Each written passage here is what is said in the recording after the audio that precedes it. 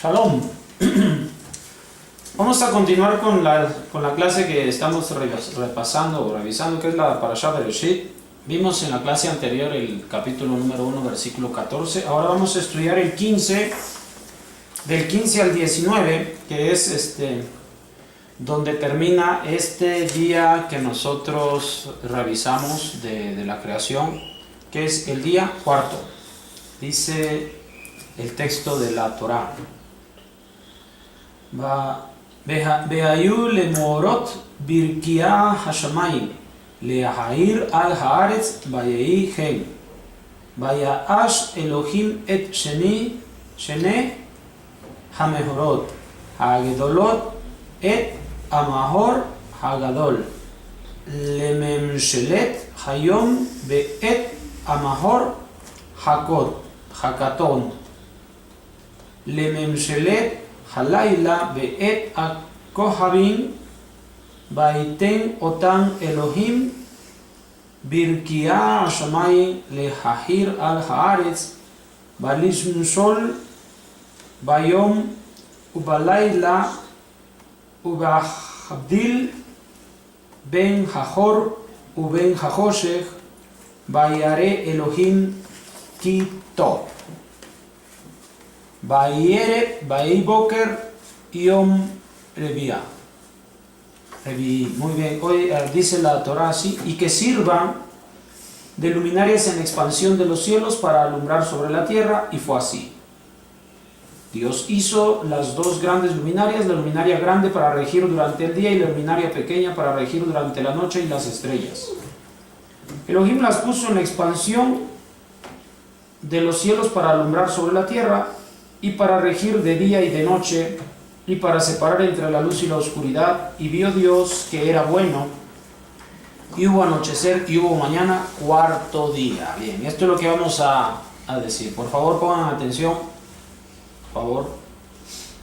El versículo 15, como estamos explicando a través de lo que este gran sabio nos explica el Tanaj, que es Rashi, él comienza a partir de este versículo 15 citando las palabras Behayu lemeorot, que sirvan de luminarias, que alumbren. Esto quiere decir que además de las anteriormente descritas, también servirán para dar luz al mundo. Si se acuerdan, nosotros durante el versículo 14 revisamos la importancia que tienen las luminarias, el sol y la luna, para determinar las señales, los tiempos, los años, los días, en el sentido filosófico, que al final de cuentas es el propósito central del texto de la Torá. Más allá de este sistema de cosas material, la realidad de todo este mundo es para hablarnos de cosas espirituales. O sea, todo el propósito y funcionamiento de este mundo está en primer lugar para que pongamos nuestra vista en el sentido espiritual, en la razón de por qué Hashem las creó de esa forma, Elohim las creó de esa forma. Esa es la verdadera razón. Pero también tienen un trabajo a nivel físico, a nivel material. A veces el ser humano prefiere nada más estudiar lo que materialmente ocurre. Pero por esta razón, en primer lugar, se menciona en el versículo 14 que la luna, el sol, van a servir para que nosotros reconozcamos los momentos espirituales, más que en cuando amanece, cuando anochece. Esa no es la razón espiritual.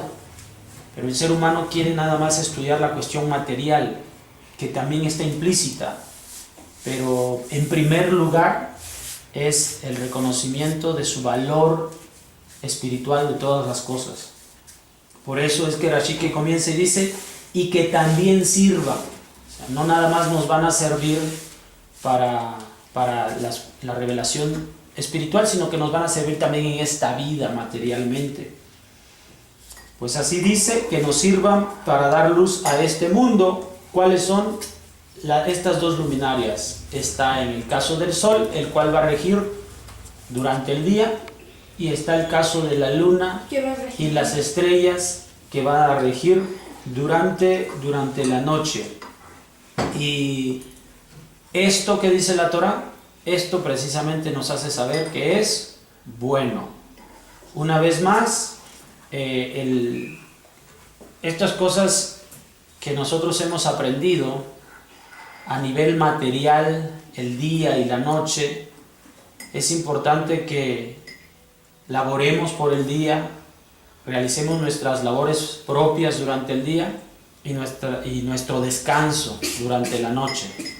Estas dos nos van a ayudar también para que físicamente estemos sanos, para que físicamente estemos fuertes, aprovechar la luz de día para el trabajo, y el descanso nocturno nos va a permitir desarrollar todas nuestras actividades, sean físicas o sean espirituales, todas nuestras actividades.